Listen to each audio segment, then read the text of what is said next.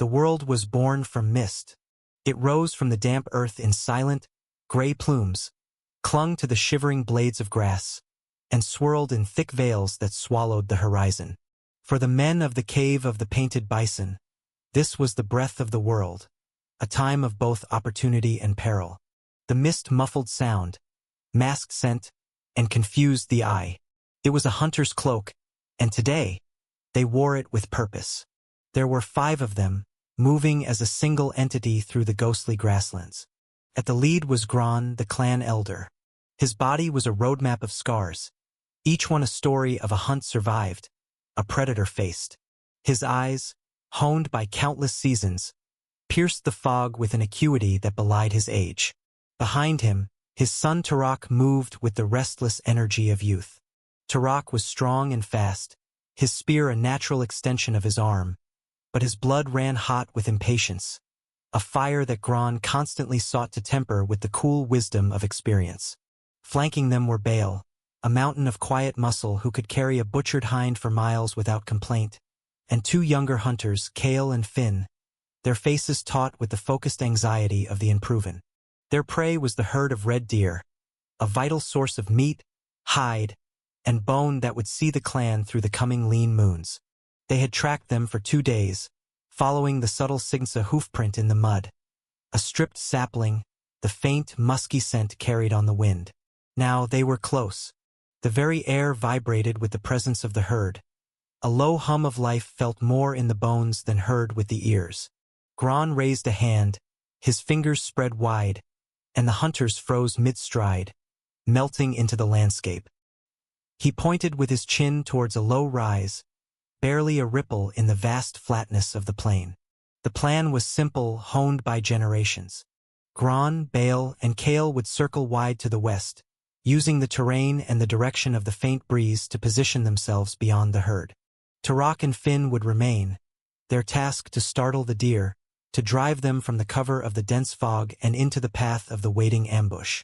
The responsibility weighed heavily on Turok. He craved the glory of the kill, the approving nod from his father, the respect of the clan. He looked at Finn, who shivered slightly, his knuckles white where he gripped his spear. Turok clapped him on the shoulder, a gesture of reassurance he felt he was supposed to make, though his own heart hammered against his ribs like a trapped bird. They waited. The silence was profound, broken only by the drip of condensation from the tall grasses and the sound of their own breathing. Turok's senses were on fire. He could smell the wet earth, the decay of last season's growth, and beneath it all, the rich, animal scent of the deer. Then, through a momentary thinning of the mist, he saw them.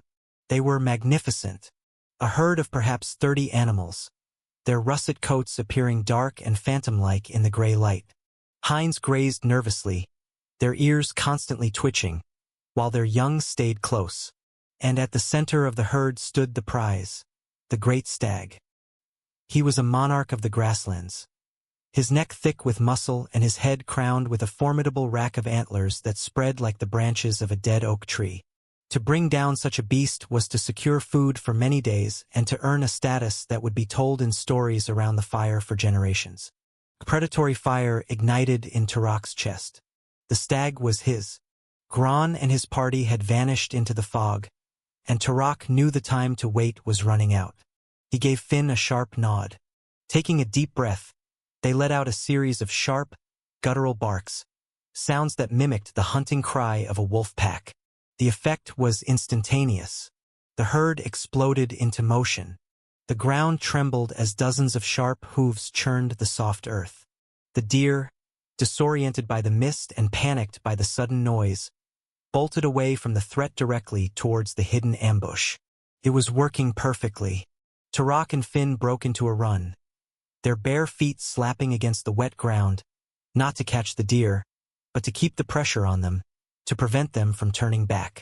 The mist swirled around them, the fleeting shapes of the panicked animals appearing and disappearing like ghosts.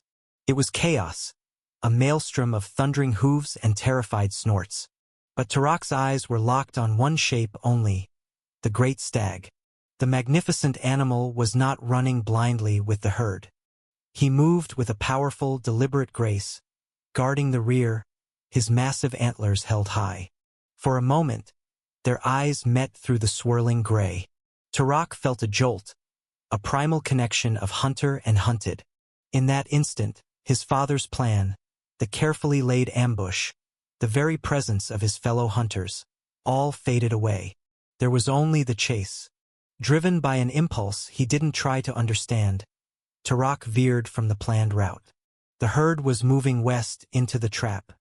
But the great stag, after a moment's hesitation, broke south, away from the main group, seeking a path to safety on his own terms. Without a second thought, Turok followed. Turok! Finn's voice was a thin cry, quickly swallowed by the fog. Turok didn't hear him or chose not to. He was in the zone of the hunter, a place beyond words and reason. His lungs burned, his muscles screamed, but his focus was absolute. He leaped over tussocks of grass, his spear held low and steady. The world narrowed to the powerful hindquarters of the stag and the thundering rhythm of its flight. He was gaining. The stag was faster in the open, but Turok was more agile, able to navigate the uneven terrain with greater speed. The mist was his ally now, hiding him from the stag's wary eyes. He ran on, pushing his body to its limits, the glory of the kill a blazing sun in his mind. He was Turok, son of Gron, and he would bring down the king of the grasslands alone. The ground began to slope downwards, leading into a shallow ravine choked with thorn bushes and loose rock. The stag did not hesitate, crashing through the undergrowth. Turok followed, the thorns tearing at his hide leggings and scratching his arms, but he barely felt it. He was utterly alone now. The sounds of the main herd and the hunt were gone. There was only the ragged sound of his own breath and the crashing progress of the stag just ahead. He had followed his prize away from the hunt, away from his clan, away from the plan. As he emerged from the ravine into another, smaller clearing, enshrouded in a fog even thicker than before, a sudden, chilling realization washed over him. He was lost. The stag had led him into an unknown part of the territory. And as the sound of the stag's movement faded into the oppressive silence, Turok stood alone, his chest heaving, a boy who had let his pride lead him into a vast, gray wilderness. The hunter had become the hunted, not by a beast, but by his own ambition. The adrenaline that had fueled Turok's reckless pursuit drained away, leaving behind a cold, creeping dread. The mist was no longer a hunter's cloak. It was a shroud. It pressed in on him, damp and chilling, erasing the world beyond a few feet. He could see nothing, hear nothing. The silence was absolute, a heavy blanket that smothered his senses. He called out, first his father's name, Gron, then Finn's. The fog swallowed the sounds, giving nothing back. There was no echo. Panic, cold and sharp, pricked at him. He had broken the first rule of the hunt. Trust the clan. His father's words echoed in his memory, spoken so many times by the fire. A lone wolf starves. A lone hunter dies. He had let his desire for the great stag overwhelm the wisdom of the group. Now he was paying the price. But despair was a luxury he could not afford. He was a hunter. His father had taught him more than just how to throw a spear. He had taught him how to read the world. Turok forced himself to calm his breathing, to push down the fear and engage his senses. He knelt, pressing his palm flat against the wet earth. It was cold, but he could feel the faint vibrations of his own trembling. He had to move, but where? He thought back, trying to rebuild the path in his mind. The main herd went west. He and the stag had broken south, down into the ravine. He looked at the ground around him, his eyes scanning for any sign. And then he saw it. A single, deep hoofprint, its edges sharp and clear in the mud. The great stag. It was moving slowly now, no longer in a panicked flight. A new feeling began to replace his fear. Determination. He had made a mistake, but the hunt was not over. Finding the stag was now more than a matter of pride. It was his only way back. The animal knew this land. His tracks could be his map. To abandon the chase now would be to surrender to the mist, to wander aimlessly until exhaustion or a predator claimed him. With renewed purpose, Tarak began to track. It was a slow, painstaking process.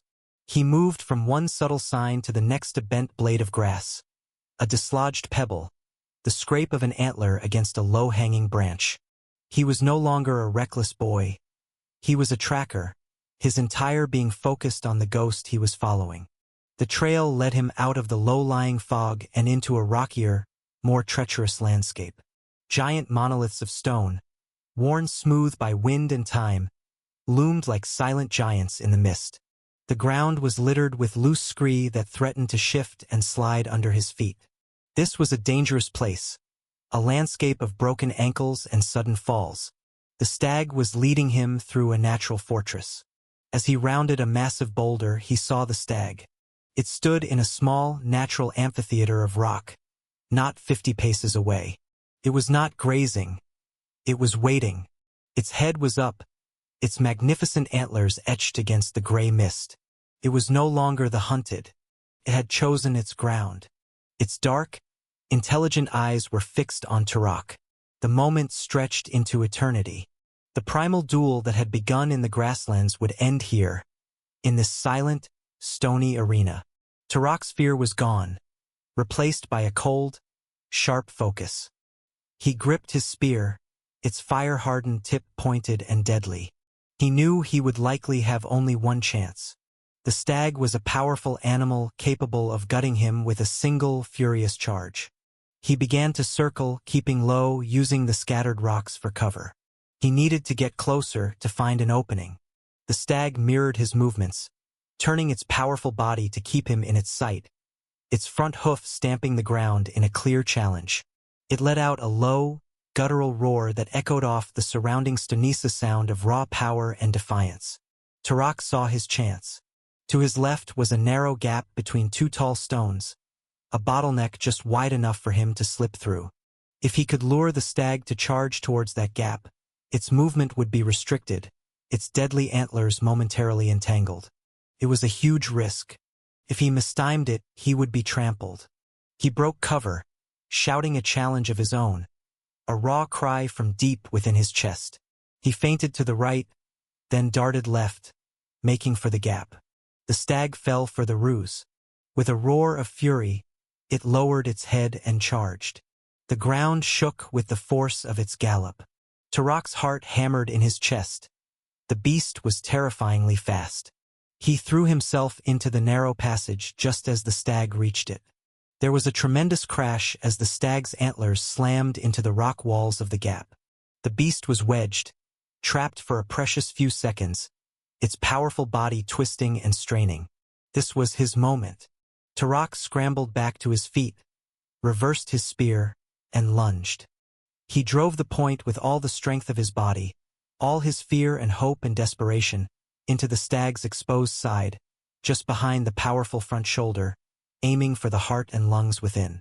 The animal screamed, a sound of pain and outrage that tore through the mist. It thrashed wildly, its antlers splintering against the rock. Tarak scrambled back, narrowly avoiding a kick from its powerful hind legs. The stag managed to wrench itself free from the rocks, the shaft of Tarak's spear still protruding from its side. It stumbled, staggered a few steps, then its legs buckled. With a great, shuddering sigh, the king of the grasslands collapsed onto the stony ground. Silence descended once more upon the amphitheater. Tarak stood, panting, his body trembling with exhaustion and the aftermath of the fight. Blood dripped from a long gash on his arm where a splinter of antler had grazed him. He approached the fallen animal with a sense of reverence and sorrow. He placed a hand on its still warm flank. He had done it. He had faced the great stag and won. The triumph was fleeting, replaced by the crushing weight of his reality. He was wounded, exhausted, and hopelessly lost, with a prize too massive to move. He sat down heavily on a rock, the mist swirling around him and his kill, a profound sense of isolation washing over him. It was then that he heard it, a faint, rhythmic sound, carried on the wind. Hua, hua. It was a call he had known since birth. The sound a hunter makes, a long, low call that carries for miles, a way of signaling to the clan. It was Gron. They were looking for him. Hope surged through Turok. He scrambled to the top of the highest boulder, filled his lungs, and answered with the same call, pouring all his remaining strength into it. Hua! Hua! He waited, his heart pounding. And then the call came again, closer this time. He called back, and they continued this exchange, a lifeline of sound through the disorienting mist. After what felt like an eternity, a figure emerged from the gray veil. It was Gron, his face a grim mask of worry. He was followed by Bale and the others. They stopped and stared, taking in the scene. Turok, bloodied and weary, standing over the carcass of the magnificent stag. Gron walked forward, his eyes missing nothing: the dead stag, the broken spear, the blood on his son's arm. He looked at the narrow, rock-strewn arena and understood what had happened. He did not speak for a long moment. Turok braced himself for the anger he deserved. But when Gron finally looked at him, his eyes held not anger, but a complex mixture of relief, fury, and a grudging respect. "You are a fool," Gron said, his voice rough with emotion. "You risked yourself. You risked the hunt. You abandoned your clan." He pointed to the dead stag. "But you are a mighty fool." There was no greater praise Turok could have imagined. The return was arduous, but filled with a new sense of camaraderie. They butchered the stag where it lay, Bale's great strength making short work of the task. They feasted on its heart and liver, a hunter's tradition, the raw, hot meat restoring their strength. Turok's wound was cleaned and bound. As they walked back towards the familiar territory of their home, carrying the heavy burdens of fresh meat, Turok walked beside his father. He had left that morning as a boy, eager for glory. He returned as a hunter, one who had learned the hard lesson that the greatest hunts are won not just with strength and a sharp spear, but with wisdom, and that the echo of a clan's call is a sound more precious than any roar of triumph.